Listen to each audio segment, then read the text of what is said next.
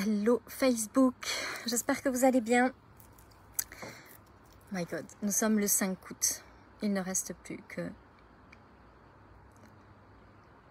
6 jours 5 jours de live.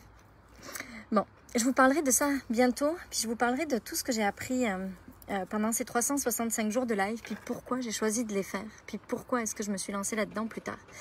Mais aujourd'hui, j'avais juste envie de partager plein de choses avec vous. Il y a plein de choses dans ma tête. Je vais faire vite parce que je suis en live dans le programme Abondance dans quelques minutes. Mais je voulais quand même... j'ai 8 minutes devant moi pour faire mon live avec vous. On va essayer d'être bref et intense.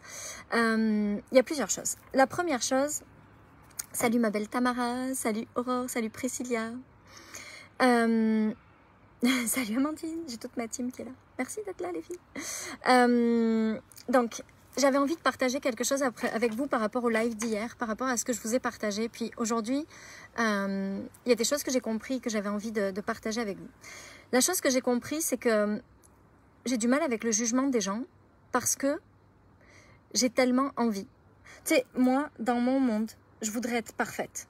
Je voudrais dire que les bonnes choses, je voudrais jamais me tromper, je voudrais que toujours tout ce que je dis, ce soit absolument vrai pour tout le monde. Comme j'ai tellement peur de vous dire des choses fausses, j'ai tellement peur de pas être juste, j'ai tellement peur de pas être assez bonne que j'ai réalisé qu'en fait j'avais encore des choses à aller regarder à l'intérieur de moi ou à les libérer tout simplement.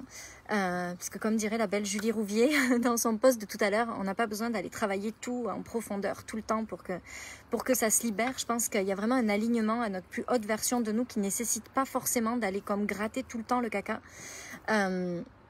Mais ce que je voulais partager avec vous, c'est que ce que j'ai réalisé hier soir, ce que j'ai compris après mon live. Vous savez que ici, dans ce 365 jours de live, je partage beaucoup de choses avec vous. Parfois, c'est processé, parfois, ça l'est moins. Hier soir, c'était pas processé, c'était vraiment juste mon ressenti du moment, puisque j'ai vraiment compris. Salut Vanina, salut Julie, salut Emeline, Emmanuel. Donc, ce que j'ai réalisé, c'est que, en fait, là où le jugement me dérange, c'est parce qu'en fait, c'était même pas des posts à propos de moi là, c'était juste le jugement des autres en général. Et là où le jugement, oh ma belle Marie, je t'aime. Là où le jugement me dérange, c'est parce que en fait, je crois que moi, je me juge encore beaucoup. Ce qui me dérange dans le jugement des gens, salut Sophie, c'est que moi, je me juge encore beaucoup trop, puis que quand je lis quelque chose comme qui pourrait dire que les gens font pas bien, je suis tout le temps en train de me dire, oh mon Dieu, est-ce que moi je fais des choses pas bien? Est-ce que ce que je fais c'est assez bien? Est-ce que ça va être assez bien? Est-ce que je dis pas de bêtises? Est-ce que tout ce que je dis, en fait, c'est tellement important. Tu sais, mon mari il se moque tout le temps de moi, parce que quand il raconte une histoire, si jamais il y a 1 millimètre de l'histoire qui est pas tout à fait juste, il faut que je rectifie l'histoire. Tu sais, c'est tellement important pour moi d'être totalement juste et de dire tout le temps les choses vraies et de jamais comme dire quelque chose qui pourrait pas être vrai ou pas être bon pour quelqu'un, que j'essaye tout le temps d'être bonne. Puis, ce que j'ai réalisé depuis hier soir, c'est que en fait, les gens partagent leurs choses, puis c'est pas vraiment des jugements, c'est juste des partages de choses. Salut Cynthia. Et c'est juste que voilà, ils en sont là, ils partagent leur évolution, puis ça fait du bien à certaines personnes de lire ça parce qu'elles se retrouvent là-dedans, puis ça provoque des déclics. Puis c'est pas méchant à propos des gens, je pense que, ou même si des fois il y a des choses qui peuvent être méchantes, comme dirait ma coach, c'est pas parce que les gens disent des choses méchantes qu'ils sont méchants. Et je crois que j'avais besoin de processer ça aussi, puis de lâcher ça. Mais c'est aussi que quelque part je suis tellement exigeante envers moi, puis en tant que coach, en tant que mère, en tant que tout, je veux tout le temps que tout soit juste et parfait, puis j'essaye de toujours être la meilleure humaine possible, puis c'est comme si j'étais tout le temps en train d'essayer d'être toujours meilleure, d'être toujours la meilleure de celle que j'étais la veille, parce que je suis pas vraiment en compétition avec les autres, ça c'est vraiment quelque chose que j'ai lâché, mais c'est vraiment, je veux tellement être meilleure. Oui, je vais en parler, Vanina. Mais peut-être pas là, parce que du coup, j'ai 5 minutes. Mais je vais essayer d'en parler.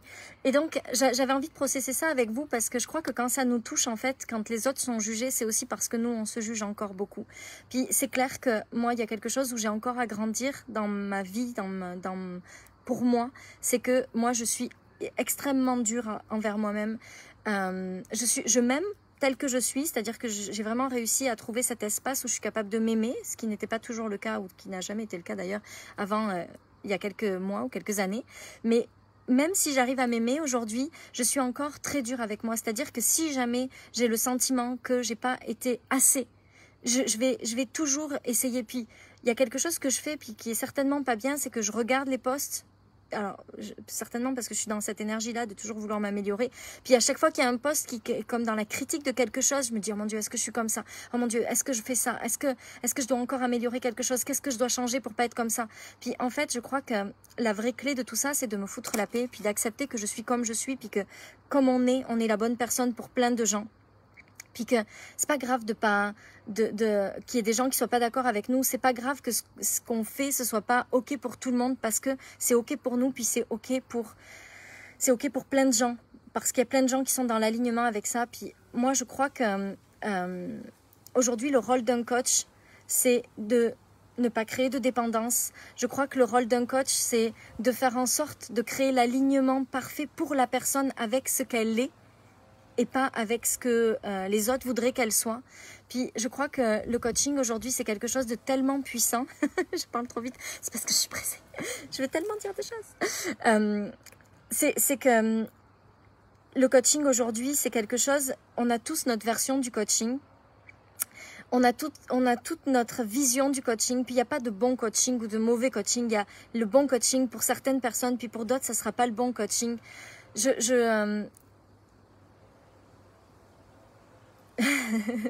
Mais oui, mais je suis juste une femme normale en vrai. Et ceux qui pensent le contraire, ben, ils se trompent, parce que tu sais, les gens qui me connaissent, ils savent que je suis juste une femme normale et pas parfaite, et loin de là.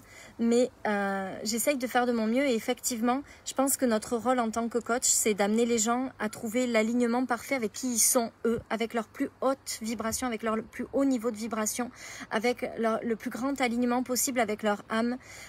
Parfois, ça va demander un certain chemin, puis parfois un autre chemin. Mais je pense que aujourd'hui, ce que j'ai vraiment compris et lâché, c'est que peu importe en fait si on n'est pas tous d'accord dans le milieu du coaching sur ce qu'est un bon coach. Parce que je crois qu'en fait, il n'y a pas de bon coach pour tout le monde. Il y a un bon coach pour chaque personne. Puis il y a des coachs qui vont être dans un peu rentre dedans, il y a des coachs qui vont être beaucoup plus dans la douceur, il y a des coachs qui vont aller vers la guérison, il y a des coachs qui vont aller vers le mental, il y a des coachs qui vont aller vers la profondeur, il y a des coachs qui vont rester en superficie, puis c'est ok. Et puis je crois que les gens sont suffisamment puissants pour trouver la bonne personne pour eux. Mais moi, ce que je veux pas et ce que je veux jamais faire, c'est juger les gens et juger leur façon de coacher. Puis je crois que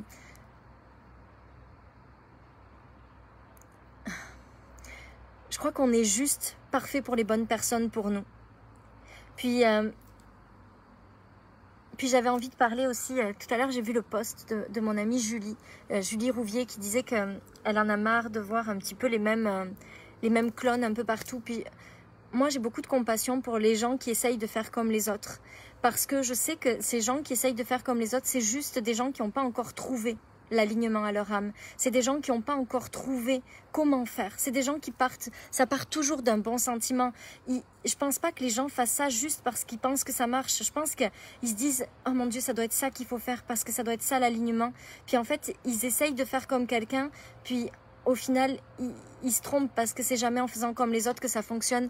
Mais j'ai beaucoup, beaucoup, beaucoup de compassion pour ces gens-là, parce que je sais que ça part juste d'un espace où on manque de confiance en nous, où on ne croit pas en nous, où on manque d'amour pour nous. Puis quand on rentre dans l'amour pour nous, quand on rentre dans la compassion pour nous, quand on rentre dans la bienveillance pour nous, en fait, on ne peut pas être juste le clone de quelqu'un, parce que on est tous uniques, puis il n'y a personne qui se ressemble. Mais c'est vrai qu'il y a vraiment une évolution dans le mode du coaching. Puis c'est des modes, il y a des moments où on va tous faire un peu la même chose, puis des moments où il y en a d'autres qui vont faire la même chose.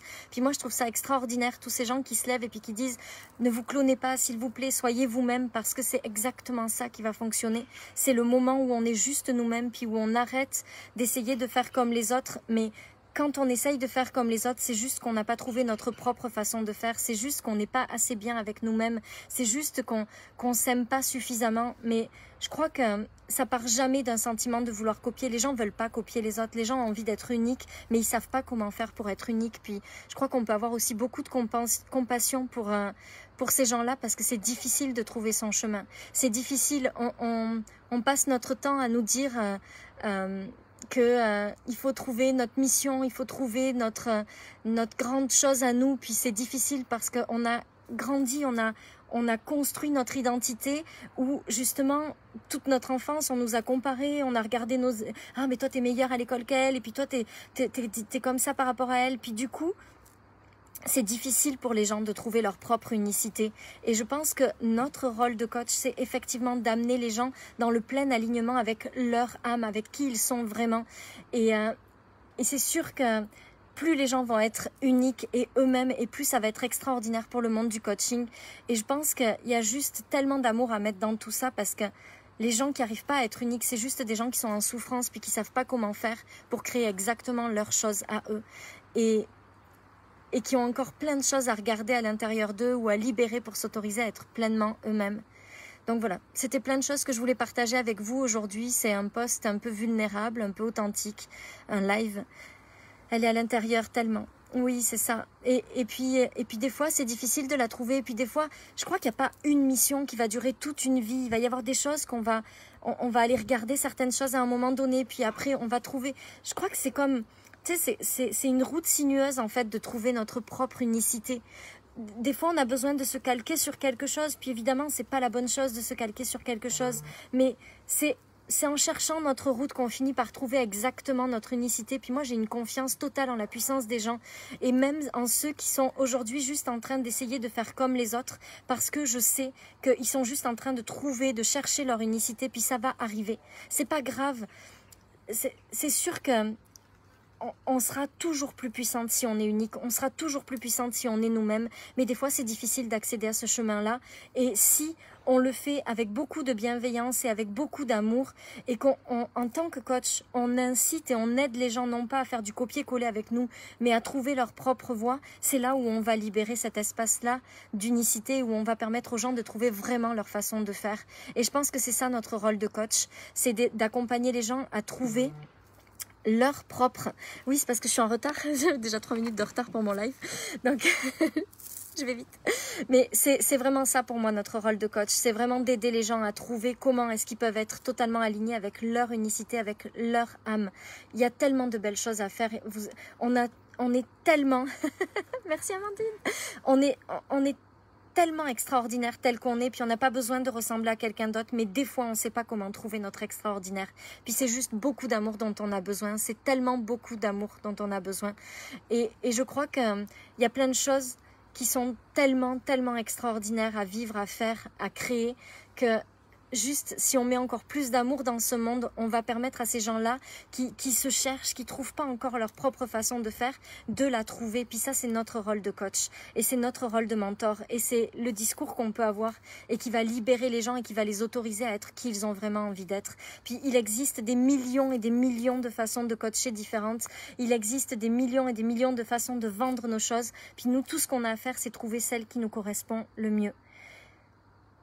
Ah, c'est là, c'est amour, ben voilà, c'est pour ça. Donc, on envoie toutes nos vibes d'amour dans ce monde, puis on accepte qu'il y ait des gens qui ne soient pas d'accord avec nous. En tout cas, moi, c'est le travail que je vais faire ces prochains jours, de vraiment libérer ce besoin d'être parfaite, de vraiment libérer ce besoin de tout bien faire, puis d'accepter que je ne serai jamais parfaite. C'est con, j'aurais bien aimé. Je vous embrasse très fort. Je vous souhaite une belle journée, puis je m'en vais pour libérer le deuxième pilier de expérience abondance et de partager ma vision et comment moi je crée de plus en plus d'abondance dans ma vie. Je vous aime fort, je vous embrasse, je vous souhaite une très belle soirée, une très belle fin de journée. Je vous aime, merci pour tout.